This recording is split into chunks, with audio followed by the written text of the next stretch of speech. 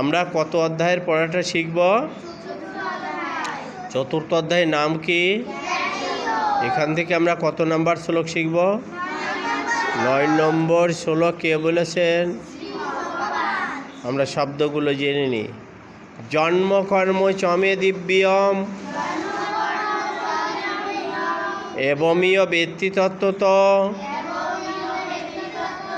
তেয়োক্তা দেহম পুনর্জন্ম নয়েতি মামেতি সহ অর্জুন। জন্মকর্ম চমে দিব্যম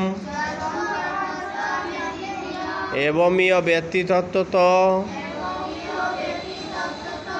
তেয়োক্তা দেহম পুনর্জন্ম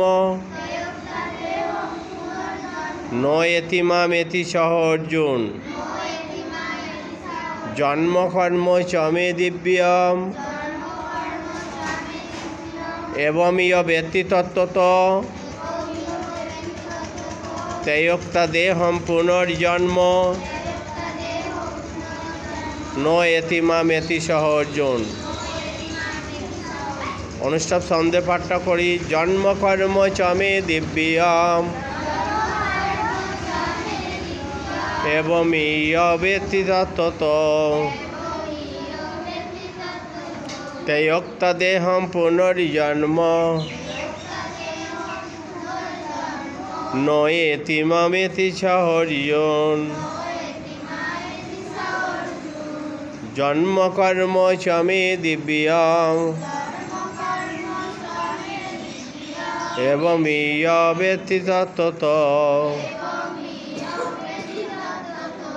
তেয়োক্তা দেহম পুনর্জন্ম নয়েতি মামেতি সহ অর্জুন।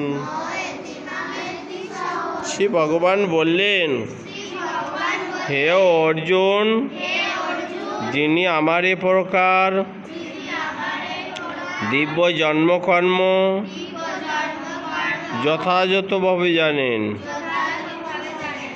তিনি দেহত্যাগ করার পর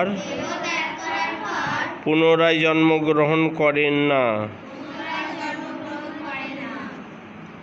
তিনি আমাতে প্রাপ্ত হন।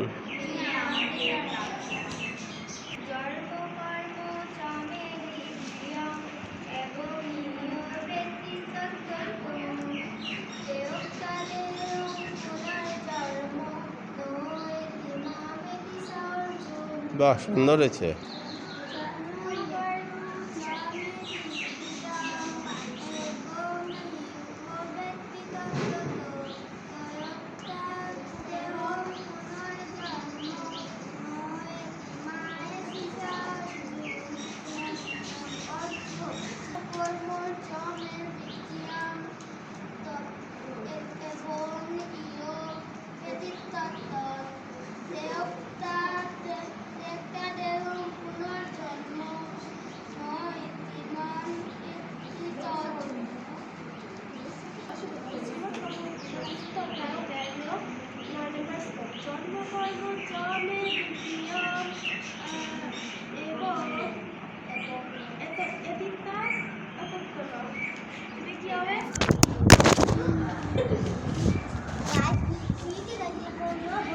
আমি বলতেছি তো, অভিনয় কালটা